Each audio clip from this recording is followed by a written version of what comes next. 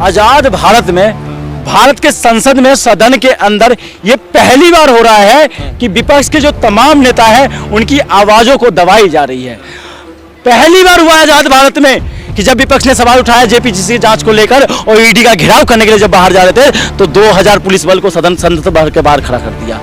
आप वही देश जिस देश में सदन का बोलबाला होता था, जिस देश में संसद का बोलबाला होता था, जिस देश में लोकतंत्र का उदाहरण पूरी दुनिया देती थी, उस देश में अगर 2014 के बाद लोकतंत्र को दबाया जा रहा है, लोकतंत्र की हत्या हो रही है, तो देश के तमाम लोग अपने अपने शर्मिंदा महसूस कर रहा है कि हमारा कैसा प्रधान देश सदन के अंदर जाके बैठ गया है। कि देखिए एक विपक्ष के नेता को लोकतंत्र कैसे हत्या कर रही है भारत की सरकार। आना शादीशुदा और संपूर्ण नपुंसक है तो उस बयान से नहीं चलता है। तो भारतीय जनता पार्टी कितना नीचे ये तो देख लीजिए। भारतीय जनता पार्टी जो पुण्येश मोदी जिसकी भावना आहत हुई है, उसी पुण्येश मोदी पर सूरत के जो तमाम जो उद्यमी है उन्होंने कई संगीन आरोप लगाए हैं, लेकिन उनके ऊपर सूरत कोर्ट कार्रवाई नहीं कर रही है। कानून व्यवस्था को कौन जेब में रख रहा है वो जग जाहिर है पूरे भारत के लोगों के सामने। कौन रख रहा? तरीपार कहूंगा, जिसके ऊपर आरोप है देश विरोधी और राज विरोधी का, जिसने गोधरा कांड करवाया था अमित शाह के, आपने लोकतंत्र की हत्या में बना दिया। आज लोकतंत्र, जिस लोकतंत्र की जो उदाहरण दिया जाता था विश्व में, भारत के लोकतंत्र को, आज उसको मिट्टी में मिलाने का काम कर रहे हो। आप विश्व गुरु की बात कर रहे हो। देखिए, कांग्रेस पार्टी के द्वारा एक प्रोग्राम का आयोजन किया गया जिस प्रोग्राम का नाम था अनम्यूट लोकतंत्र, यानी कि अनम्यूट डेमोक्रेसी, और इसको लीड कर रहे थे आईओआईसी के तमाम वर्कर्स, यानी कि इंडियन यूथ कांग्रेस के वर्कर्स। ऐसे दौर में जहां लगातार राहुल गांधी की सदस्यता चली गई है, राहुल गांधी पर बैन लग गया कि वो 6 साल, कोई कह रहे हैं 8 साल तक चुनाव नहीं लड़ पाएंगे। तो इस वक्त सुमित शर्मा हमारे साथ मौजूद हैं। कैसे देख रहे हैं तौर तरीके जो टोटली पार्लियामेंट में हो रहा है, संसद भवन में जो कृत्य किया जा रहा है, उसको किस तरीके से देख रहे हैं? आजाद भारत में भारत के संसद में सदन के अंदर ये पहली बार हो रहा है कि विपक्ष के जो तमाम नेता हैं उनकी आवाजों को दबाई जा रही है। विपक्ष का नेता जनता का नेता होता है, जनता का प्रतिनिधि है, और जनता की आवाज अगर सदन के अंदर दबा दी जाएगी तो लोगों की आवाज को म्यूट कर दिया जा रहा है। आज देश सवाल पूछना रहा था अडानी को लेकर कि अडानी को लेकर मोदी जी जेपीसी की जांच कराए, लेकिन आज जेपीसी की जांच को लेकर आपने सदन के बाहर पहली बार हुआ आजाद भारत में कि जब विपक्ष ने सवाल उठाया जेपीसीसी जांच को लेकर और ईडी का घेराव करने के लिए जब बाहर जा रहे थे तो 2000 पुलिस बल को संसद के बाहर खड़ा कर दिया। आप वही देश जिस देश में सदन का बोलबाला होता था, जिस देश में संसद का बोलबाला होता था, जिस देश में लोकतंत्र का उदाहरण पूरी दुनिया देती थी, उस देश में अगर 2014 के बाद लोकतंत्र को दबाया जा रहा है, लोकतंत्र की हत्या हो रही है, तो देश के तमाम लोग अपने अपने शर्मिंदा महसूस कर रहा है। शर्मिंदा महसूस कर रहा है। शर्म आ रही है आपको? शर्म इसलिए आ रही है, शर्म इसलिए आ रही है इस तानाशाही के नाम पर कि हमारा कैसा प्रधान देश सदन के अंदर जाके बैठ गया है। दुनिया महोत्सव मना रही कि नरेंद्र मोदी का जन्म इस देश में हुआ है। सुनिए, आप जैसे तमाम जो मीडिया है उनके लिए जश्न की बात हो सकती है।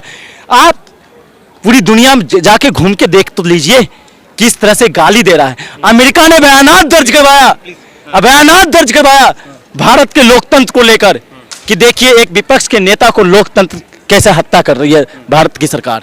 आप कह रहे हो गर्व महसूस हो रहा है। आप बात राहुल गांधी की है तो इसलिए लोग सड़कों पर है, इसलिए कांग्रेस पार्टी के वर्कर सड़कों पर है। अगर किसी अन्य नेताओं की बात होती तो क्या इतना बड़ा मजमा, इतना बड़ा कृत्य होता है जो आप लोगों ने दिल्ली पुलिस के साथ किया? सुनिए, बात यहाँ कांग्रेस की नहीं है। आपने कुछ दिन पहले आम आदमी पार्टी ने भी सपोर्ट किया है। अरविंद केजरीवाल का बयानात नहीं सुना आपने? भी आज सपोर्ट किया, वो मसला नहीं है। सुनिए, बयानात तमाम विपक्षी पार्टी का जो बयानात आपने सुना होगा, सबका दर्द एक ही है। सबका दर्द एक ये है कि हमारी आवाज कैसे दबाई जा रही है। हाँ, कांग्रेस उसको लीड करेगा। कांग्रेस उसको इसलिए लीड करेगा, कांग्रेस वही पार्टी है जब जब भारत के लोकतंत्र पे खतरे की बात आई है तब तक कांग्रेस आगे निकल के आया है। तब भारत के लोकतंत्र को जीवित करने का काम अगर किसी पार्टी ने किया है तो कांग्रेस पार्टी ने किया है। क्या नाम हुआ आपका? मेरा सागर।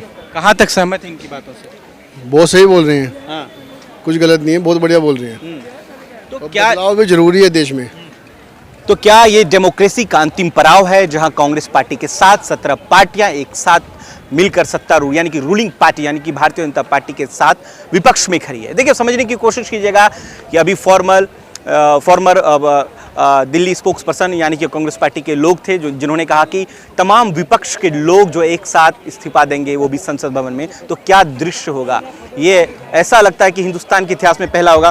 क्या ऐसा अटकलें जो आ रही हैं कि कांग्रेस पार्टी के तमाम मेंबर ऑफ पार्लियामेंट वो एक साथ इस्तीफा देने वाले हैं, कहाँ तक सही है ये बात? ये जिस सदन में हमारी माइक को म्यूट कर दिया जाए और जनता की आवाज को अगर सरकार सुनेगी नहीं तो सदन में जाने का फायदा ही क्या है? अगर हम अपनी महत्वपूर्ण बातों को रख नहीं पा रहे हैं तो उस सदन में हमारा वर्चस्व नहीं है, तो उस वर्चस्व को हम क्या करेंगे जब वहां वर्चस्व को हमारा दबाई जाएगी। कहने का मतलब है कांग्रेस पार्टी के जो नेता सदन है उनको ही नहीं इस्तीफा देना चाहिए, तमाम जो विपक्षी नेता के जो सांसद है उन सबको एकजुट होकर इस तानाशाही के खिलाफ होकर इस्तीफा राष्ट्रपति के सामने जाकर देना चाहिए और मंजूर होना चाहिए, लोकसभा स्पीकर के सामने देना चाहिए। आज जिस तरह से आपने आज नहीं देखा, बात यहां हम वर्तमान सरकार से पूछ रहे हैं तो ये तमाम सेना को आगे खड़े कर देते हैं। अरे भारतीय जनता पार्टी डरी हुई इसलिए है क्योंकि कर्नाटक के अंदर इनको मुंह तोड़ जवाब मिलने वाली है, तभी तो इनकी कभी वहां के कर्नाटक के जो बीजेपी प्रदेश अध्यक्ष उनका बयान आ जाता है राहुल गांधी को लेकर नपुंसक है, जब उनके ऊपर जो कटाक्ष किया जाता है आरएसएस और संघी पर उनके प्रचारक तमाम बिना शादीशुदा और संपूर्ण नपुंसक है, तो उस बयान से नहीं चलता है। तो ये पॉलिटिकली है यार, डिस्कशन है, ये पॉलिटिकली डिस्कशन। ये भारतीय जनता पार्टी कितना नीचे, ये तो देख लीजिए। भारतीय जनता पार्टी जो पुण्येश मोदी जिसकी भावना आहत हुई है, उसी पुण्येश मोदी पर सूरत के जो तमाम जो उद्यमी है उन्होंने कई संगीन आरोप लगाए हैं, लेकिन उनके ऊपर सूरत कोर्ट कार्रवाई नहीं कर रही है। वही तमाम जो भारतीय जनता पार्टी के नेता है उनके ऊपर कई संगीन आरोप है। आपको नहीं पता है तमाम विश्वविद्यालय के जो छात्र है जब सरकार से सवाल पूछती है तो उनको अर्बन नक्सल और रूरल नक्सल से संबोधन किया जाता है, क्या ये भावना का आहत नहीं है? आपको नहीं पता है जब जो युवा रोजगार की बात करता है सड़कों पे तो उनको आतंकवाद से घोषण किया जाता है, तब भावना आहत नहीं होती है?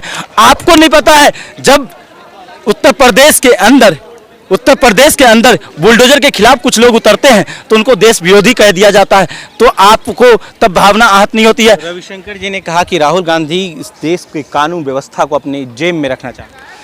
कानून व्यवस्था को कौन जेब में रख रहा है वो जग जाहिर है पूरे भारत के लोगों के सामने। कौन रख रहा है? यही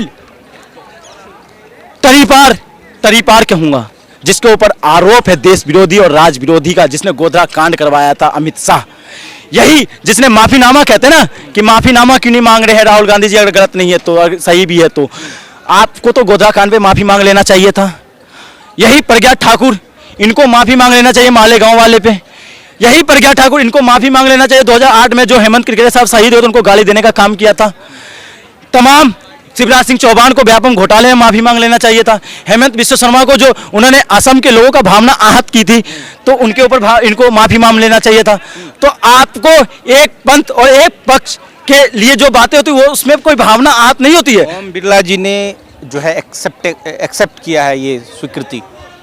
सुनिए राहुल गांधी की, ओम बिरला जी जितनी जल्दबाजी राहुल गांधी की सदस्यता खत्म करने में जल्दबाजी की है, उतनी जल्दबाजी वो जेपीसी की जांच को लागू करने में कर देते ना तो लोगों का भला हो जाता और दूध का दूध और पानी का पानी पता चल जाता देश के लोगों को। राहुल गांधी जो कह रहे हैं कि अडानी ही मोदी है, मोदी ही अडानी है, कैसे देख रहे हो? लगता नहीं बड़ा सेंसिटिव है अपने प्रेस कॉन्फ्रेंस में? नहीं, सेंसिटिव मामला है भी, और राहुल गांधी जी जो बयानात दर्ज कराया ना, बयानात बिल्कुल सही है।